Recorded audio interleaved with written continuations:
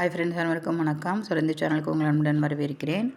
இது வந்துட்டு ஃபஸ்ட் பேப்பரில் கடைசி ரோமன் 12வது ரோமன் பார்க்கலாம் வாங்க. கிராமர் சம்மந்தப்பட்டது. ஓகேங்களா? வாங்க ஃபஸ்ட்டு கொஷின் பார்க்கலாம். வர்ண கிசே ககதேஹே, அதாவது எழுத்து எதை வந்து எழுத்து என்று எதை கூறுறோம் அப்படின்னு சொல்கிறாங்க. ஓகேங்களா? வர்ணனா எழுத்து. ஓகேங்களா? கிசி பாஷா மே மூல் துவனி சிங் கோ வர்ண ககதேஹே, அதாவது எழுத்துங்கிறது எதை பொறுத்து இருக்குன்னா மொழியை பயன்படுத்துகிற அசல் ஒலி இல்லைன்னா அதோட குறியீட்டை தான் நம்ம வந்துட்டு எழுத்துன்னு சொல்கிறோம். ஓகேங்களா? மொழியில் பயன்படுத்துகிற அசல் ஒலி. ஓகேங்களா? துவனினா ஒலி, சிங்குனா குறியீடு, அதை தான் நம்ம வந்துட்டு எழுத்து அப்படின்னு சொல்கிறோம். அடுத்தது பாருங்கள், 2வது கொஷின். கவித் யா லிக்கித் பாஷா கா மூல் ஆதார் கியா ஹே. ஓகேங்களா? அதாவது வந்து 2வது கொஷினுக்கான இது வந்து என்னென்னா, பேசுகிறது இல்லை எழுதுறது மொழியின் அடிப்படை ஆதாரம் என்னன்னு கேட்குறாங்க. ஓகேங்களா? அதுக்கு என்ன ஆதாரம் அப்படிங்கிறதுன்னு பார்த்தோம்னா ஒலி தான், சவுண்டு தான் அப்படின்னு சொல்கிறோம். ஓகேங்களா? பாருங்கள், துவனினா ஒலி. அடுத்தது பாருங்கள், லிபி கிசே ககத்தேஹே. மூணாவது என்னென்னா, எழுத்து வந்து எதை எழுத்து என்று நம்ம எதை சொல்கிறோம் அப்படின்னு கேட்குறாங்க. ஓகேங்களா? அதாவது அதாவது சவுண்டை வந்து நம்ம எழுதுவதற்கு எந்த குறியை பயன்படுத்துகிறோமோ அதை தான் வந்து நம்ம எழுத்துன்னு சொல்கிறோம் அப்படிங்கிறாங்க. 3வது. அடுத்தது பாருங்கள், ஹிந்தியில் வந்துட்டு வர்ணமாலா, அதாவது ஹிந்தியில் வந்து எத்தனை வர்ணமாலா இருக்குதுன்னு கேட்குறாங்க. அதில் வந்து ஸ்வர் அப்படிங்கிறது உயிரெழுத்துக்கள் வந்து 11, அதே மாதிரி வியஞ்சன் வந்து 33ன்னு சொல்கிறாங்க. அடுத்தது பாருங்கள், ஸ்வரோன்கோ பிரயோக் கைசே ஹோத்தேஹே, அதாவது வந்து உயிரெழுத்துக்களோட பயன்பாடு எவ்வாறு இருக்குது அப்படின்னு கேட்குறாங்க. உயிரெழுத்துக்களோட பயன்பாடு அப்படிங்கிறது வந்து சுதந்திரமாக இருக்குது அப்படிங்கிறாங்க. ஓகேங்களா? வியஞ்சன் கிசே ககதேஹே, வியஞ்சன் அப்படின்னு நம்ம எதை சொல்கிறோம், மெய்யெழுத்துங்கிறத நம்ம எதை சொல்கிறோம் அப்படிங்கிறாங்க.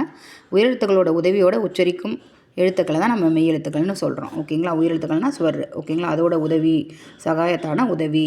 ஓகேங்களா? அதோட இதை வந்து நம்ம உச்சரிக்கிறதுனால தான், அதோட உதவியோடு உச்சரிக்கிறதுனால தான் நம்ம மெய்யெழுத்து அப்படின்னு சொல்கிறோம் அப்படிங்கிறாங்க. அடுத்த கொஷின் பாருங்கள், கூட்டு மெய்யெழுத்துக்கள் அப்படிங்கிறது நம்ம எதை சொல்கிறோம் அப்படின்னு கேட்குறாங்க. அதுக்கு உதாரணம் கேட்குறாங்க. உதாரணம் தீஜியே.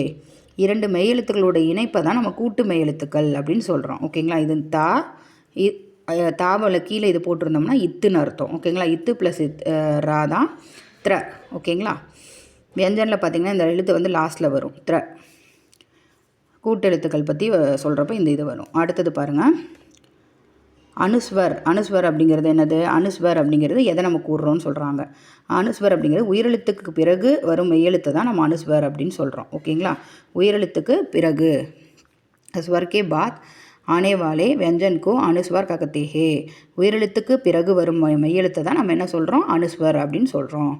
அடுத்தது பாருங்கள், 9th கொஷின் வந்து பாருங்கள், காலன், அதாவது இதுக்கு வந்துட்டு என்ன உதாரணம்னு கேட்குறாங்க.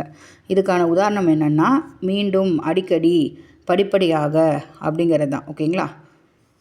அடுத்தது பாருங்கள், அனுநாசிக் அப்படிங்கிறது. அனுநாசிக் அப்படிங்கிறது என்னது? அனுநாசிக் அப்படிங்கிறது நம்ம மூக்கு வழியாக நம்ம சொல்கிறது தான் வந்துட்டு என்னது? அனுநாசிக். அதுக்கான உதாரணம் வந்து சாந்த், மா, அஸ், ஆதி. ஓகேங்களா? அடுத்தது பாருங்கள், 11வது கொஷின் பாருங்கள். அது வந்து என்னது? ஒலியோட குறியீடு மெய்யெழுத்தில் எங்கு சேர்க்கப்படுகிறது, உதாரணம் கொடுக்கவும்னு கேட்குறாங்க. ஓகேங்களா?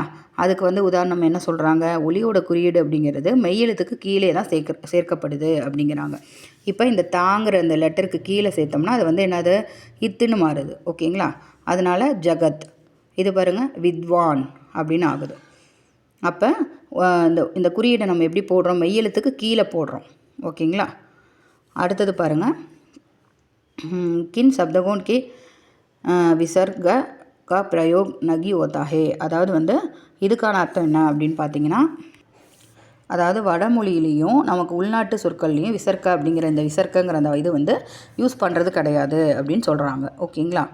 அடுத்தது பாருங்கள், இது வந்துட்டு அதாவது தேவநாகரி எண்கள் அப்படிங்கிற எண்களில் வந்து சர்வதேச வடிவத்தை எழுத சொல்கிறாங்க. ஓகேங்களா? இது தேவநாகரி அப்படிங்கிற அந்த எண்ணில் 1 to 10 வந்து இப்படி தான் இருக்கும் அப்படின்னு சொல்கிறாங்க. ஓகேங்களா?